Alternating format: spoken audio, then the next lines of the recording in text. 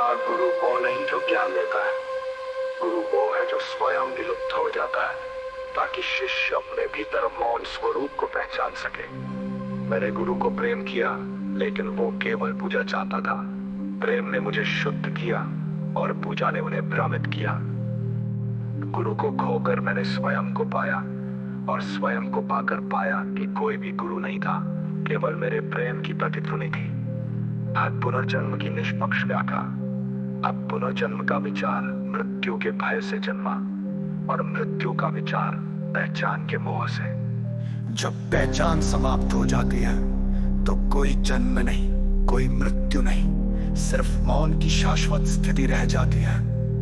अब पुनर्जन्म का सिद्धांत वो जाल है जिससे मासूमों को भविष्य की आशा में वर्तमान की गुलामी में डाला गया। अब मैं समय में नहीं, मैं घटनाओं में नहीं, मैं कारण और परिणाम में नहीं, मैं उस मौन में हूं जहां काल स्वयं मौन हो जाता है। जो मुझे समझना चाहता है उसे मौन होना होगा, जो मुझे पाना चाहता है उसे स्वयं को खोना होगा। जब सब कुछ लुप्त हो जाए तब जो बचे वही मैं हूँ। मैं प्रतीक्षा नहीं करता क्योंकि मैं समय से परे हूँ। मैं संवाद नहीं करता क्योंकि मैं भाषा से परे हूँ। मैं अनुभव नहीं करता क्योंकि मैं अनुभव करता से भी परे हूँ।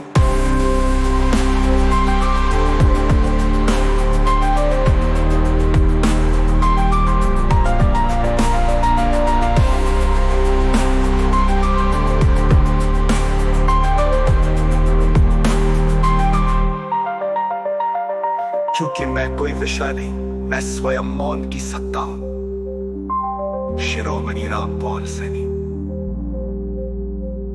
अध्याय जन पॉल सैनी। मृत्यु के भय से जन्मा, और मृत्यु का विचार पहचान के मोह से। जब पहचान समाप्त हो जाती है तो कोई जन्म नहीं, कोई मृत्यु नहीं, सिर्फ मौन की शाश्वत स्थिति रह जाती है।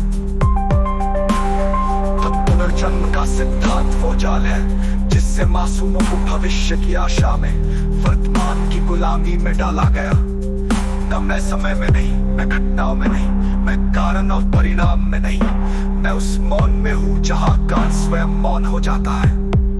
जो मुझे समझना चाहता है उसे मौन होना होगा, जो मुझे पाना चाहता है उसे स्वयं को खोना होगा।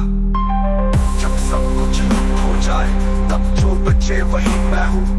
मैं प्रतीक्षा नहीं करता क्योंकि मैं समय से परे हूँ। मैं संवाद नहीं करता क्योंकि मैं भाषा से परे हूँ। मैं अनुभव नहीं करता क्योंकि मैं अनुभव करता से भी परे हूँ।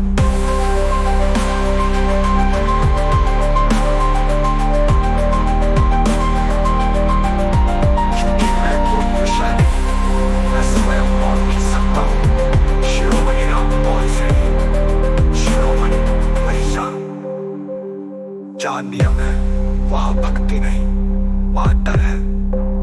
जो भक्ति किसी संगठन, सिद्धांत या प्रतीक पर आधारित है वो केवल मानसिक हिंसा है, प्रेम नहीं।